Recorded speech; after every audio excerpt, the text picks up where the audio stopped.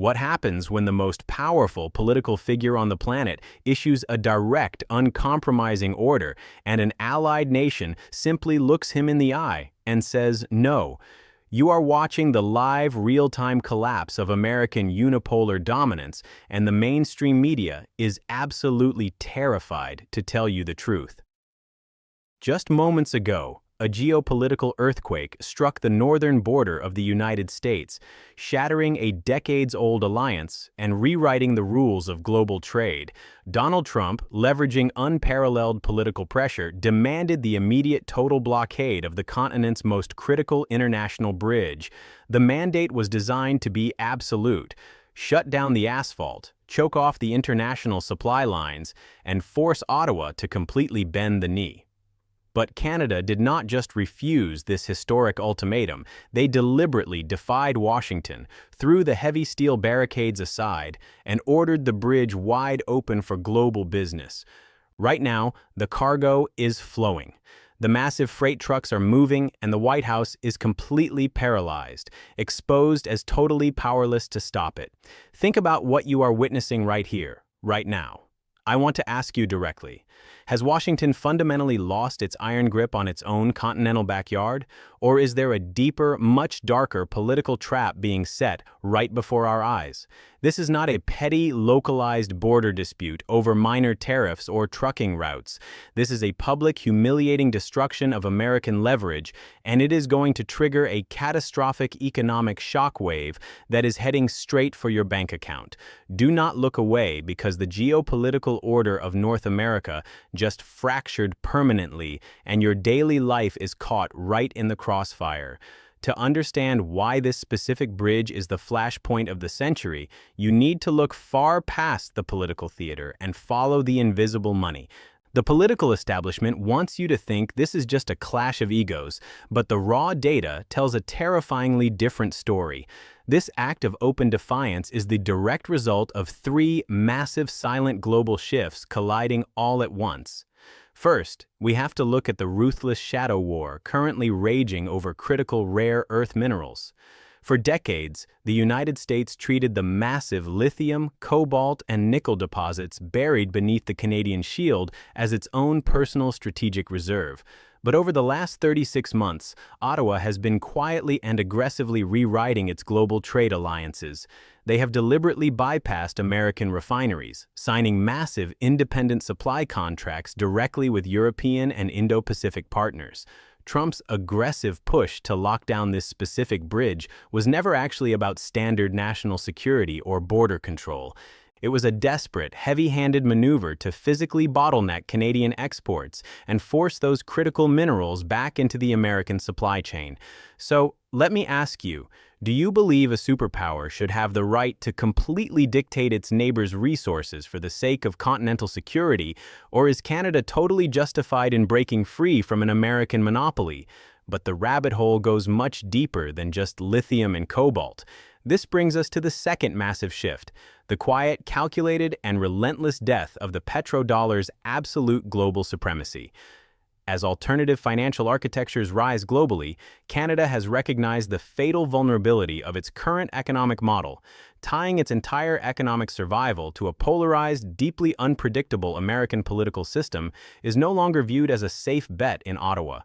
By forcing the bridge open against direct orders, Ottawa is flashing a massive, undeniable neon sign to global markets everywhere.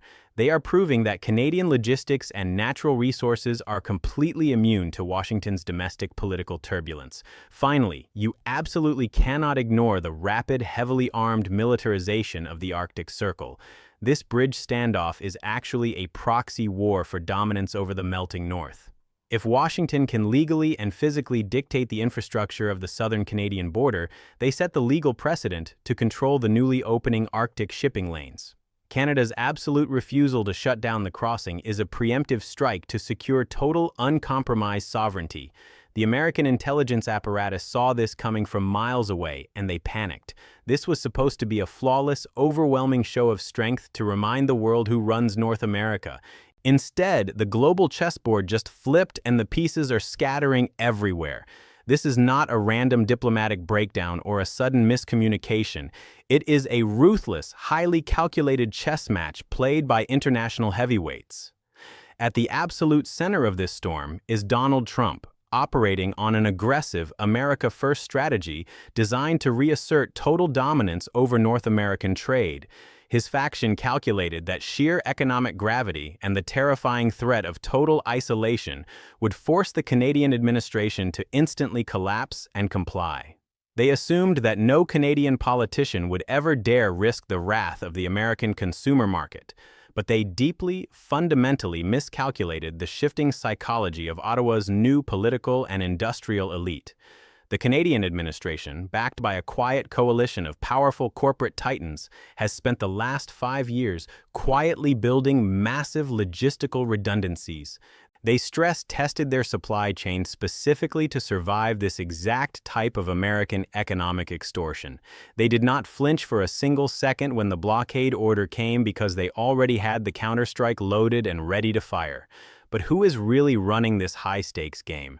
I want you to think critically about this. Do you honestly think the elected politicians in front of the cameras are making these decisions? Or are massive, unelected global corporations pulling the strings from the shadows? Because the European Union is watching this bridge with absolute, unwavering laser focus. European diplomats have been engaging in intense back-channel negotiations, quietly promising Ottawa financial immunity. They guaranteed that if Washington attempted a full economic siege, the European Union would instantly buy all displaced Canadian exports. Europe practically handed Canada the financial shield needed to publicly defy the White House. And then, there is the silent, terrifying reality of the American military-industrial complex. The Pentagon relies entirely on highly integrated cross-border supply chains to build everything from advanced smart munitions to next-generation stealth fighters. While political factions scream for a blockade to satisfy populist optics, the Pentagon generals are quietly terrified. A closed bridge means American defense contractors simply cannot build weapons. This internal civil war is the real reason the White House is suddenly powerless. They cannot physically enforce the bridge closure without completely crippling their own military supply chain and sparking a massive national security crisis. Canada meticulously mapped the vulnerabilities of the American defense sector and weaponized them brilliantly. They knew exactly where the weak points were, and they exploited them without hesitation. Now, let us bring this massive theoretical global power struggle directly to your kitchen table. You might sit there and think a border crossing thousands of miles away does not affect you, but you are about to feel this geopolitical failure right in your wallet. The open defiance at the border has instantly, permanently destroyed the concept of a safe, stable North American supply chain. When a multi-billion-dollar trade artery is politically weaponized out of nowhere, the free market goes into a blind, uncontrollable panic. Look closely at the automotive and advanced manufacturing sectors. Because the basic political stability of the border is gone, major corporations are currently panic-buying inventory and hoarding vital parts. This sudden artificial scarcity is going to drive up the cost of both new and used vehicles exponentially within the next 90 days. But it gets much more personal when you walk into a grocery store to feed your family. Massive amounts of fresh produce, essential fertilizers, and agricultural staples rely entirely on that bridge remaining open and undisputed. With the sudden looming threat of massive political blockades, commercial freight insurance has skyrocketed overnight. Major trucking companies are now demanding massive hazard pay and delay compensation just to drive anywhere near the northern border. This means the core cost of transporting your food has effectively doubled in a matter of hours. I need you to answer this in the comments. How high do you think inflation will actually go when the basic cost of moving a single tomato across a bridge triples in a matter of days? Furthermore, your monthly utility bills are directly in the crosshairs of this conflict. The highly integrated cross-border energy grid is now officially viewed by Wall Street as politically unstable. Energy speculators are already actively betting on localized blackouts, driving up the baseline cost of heating and cooling across the entire northern United States. We are literally witnessing the sudden death of foreign direct investment in North America. Billions of dollars in planned infrastructure upgrades and factory expansions are being frozen right now as we speak. You are going to be heavily taxed by supply chain inflation, brutally squeezed by soaring energy costs, and threatened by a deeply terrified job market. Your entire cost of living is the direct casualty of a silent resource war you never even voted for. But if you think this economic nightmare gracefully stops at the borders of North America, you are gravely mistaken. While the White House and Ottawa are locked in this bitter, unprecedented standoff, the rest of the world is not just blindly watching. They are actively, aggressively moving their heaviest pieces on the global board. Look directly at the BRICS nations, specifically the calculated silence coming out of Beijing and Moscow right now. For the last decade, rival superpowers have been desperately trying to fracture the historically unified front of North American trade. This massive bridge crisis is the exact geopolitical gift they have been praying for. Within mere hours of Canada forcing the barricades open, back-channel communications between Ottawa and massive eastern markets reached an absolute fever pitch. Global competitors are currently offering Canada unlimited tariff-free access to their massive consumer bases, just to spite the United States. They are actively dangling multi-billion-dollar infrastructure loans specifically designed to bypass American logistics entirely and link Canadian ports directly to Asia. I want to ask you a very serious, highly uncomfortable question. Do you think Canada will actually pivot toward the East, or are they just using these foreign powers as the ultimate leverage against Washington? This is exactly how massive empires fall, not by a sudden foreign invasion, but by deep internal fracturing that allows rival powers to easily slip through the cracks. Russia is also quietly, ruthlessly capitalizing on this exact moment of American weakness. With Washington completely distracted and humiliated by a massive logistics crisis on its own northern border, Moscow is aggressively expanding its military presence in the Arctic.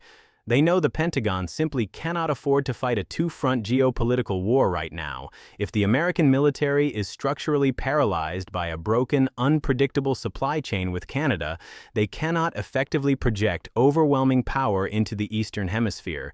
This single broken diplomatic bridge has instantly degraded the global deterrent capability of the United States Armed Forces.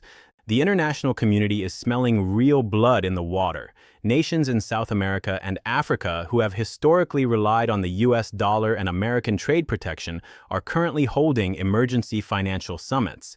They are looking at Washington's complete inability to control its closest, oldest, and most deeply integrated ally. And they are asking themselves a terrifying paradigm-shifting question. If America cannot even dictate terms to Canada, why should anyone else fear American economic sanctions? To fully grasp the true magnitude of this event, you have to look at the covert currency war happening simultaneously in the shadows. As Canada heavily shifts its trade routes away from the paralyzed American borders, they are also actively shifting how they settle those massive international trades. Rumors are currently flooding Wall Street that Ottawa is quietly exploring non-doll settlement mechanisms for their raw material exports. If Canada, historically America's largest trading partner, officially begins accepting alternative currencies for its critical minerals, the petrodollar system will sustain a fatal, unrecoverable blow. This is precisely why the global central bankers are in an absolute state of sheer panic behind closed doors. They are watching the absolute foundational pillar of Western financial dominance crumble over a simple stretch of concrete and steel. The next 30 days are going to be a brutal masterclass in covert economic warfare. The White House, deeply embarrassed on the world stage, simply cannot afford to let this public humiliation go unanswered. But because they cannot formally shut the bridge without destroying their own defense industry, they will launch a devastating asymmetrical attack. Within the next 2 weeks, expect to see the American regulatory state suddenly weaponized like never before. U.S. border agencies will implement massive, unannounced safety and compliance inspections designed to slow Canadian commercial traffic to a torturous, agonizing crawl. It will be a crippling de facto blockade expertly disguised as standard bureaucratic red tape. In retaliation, Canada will absolutely fire back, and they will aim for the heart of the American economy. Watch very closely for Ottawa to suddenly pause critical environmental permits for American oil and gas transit pipelines currently crossing their territory. This calculated move will cause brief, highly violent spikes in localized fuel prices across America. The diplomatic rhetoric will become incredibly toxic, with thinly veiled threats of pooled intelligence sharing agreements deliberately leaking to the press. We confidently forecast a sharp, sudden drop in the stock prices of heavily integrated North American logistics and auto parts companies. Within exactly 30 days, a coalition of absolutely terrified Fortune 500 CEOs will force an emergency closed-door summit between the two nations. They will demand an immediate ceasefire before the entire continental manufacturing base completely seizes up. A fragile, highly scripted truce will eventually be announced. But do not believe the media spin for a second. The core trust is irreparably broken, and the golden era of seamless North American integration is officially dead. The grand illusion of absolute American dominance just evaporated into the cold, northern air. Canada boldly called the ultimate bluff, forced the bridge open, and definitively proved that the geopolitical rules of the 20th century simply no longer apply. The true, horrifying cost of this historic standoff is not measured in delayed shipments. It is measured in the permanent destruction of continental trust. We have entered a highly dangerous new era of ruthless resource nationalism. And you are standing right on the bleeding front lines. The political establishment desperately wants you to go back to sleep and blindly believe this is just a temporary diplomatic glitch. But the global chessboard has been fundamentally permanently reset, and your financial future is the ultimate collateral damage. I need to hear your unfiltered voice on this absolute historic failure. Who do you truly believe won this brutal power struggle? The political leaders making the demands, or the mega corporations manipulating the supply chains behind the scenes? And more importantly, do you think America is irreversibly losing its grip as a unipolar superpower? Or is this just a minor temporary setback in a much larger game? Drop your raw, honest opinions in the comments below right now. Hit the like button if you completely refuse to accept the mainstream media's watered-down narrative, and subscribe to Outward Truth to ensure you always stay one step ahead of the collapse. Stay vigilant, stay prepared, and always remember the truth is outward.